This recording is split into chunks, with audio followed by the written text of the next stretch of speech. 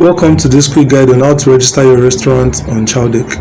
First, you need to check your location eligibility. So, confirm that Chowdeck operates in your city. Chowdeck currently supports cities like Lagos, Abuja, Port Harcourt, Ibadan, and several other active hubs. So then create your business account. Open the vendor portal or vendor application.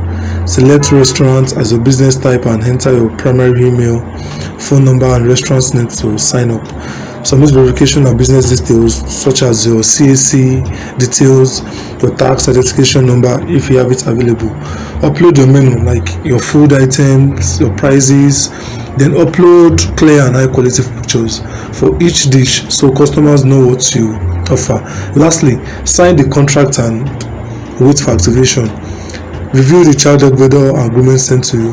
Once signed, the internal team will review your profile, verify your details, and activate your store to start receiving orders.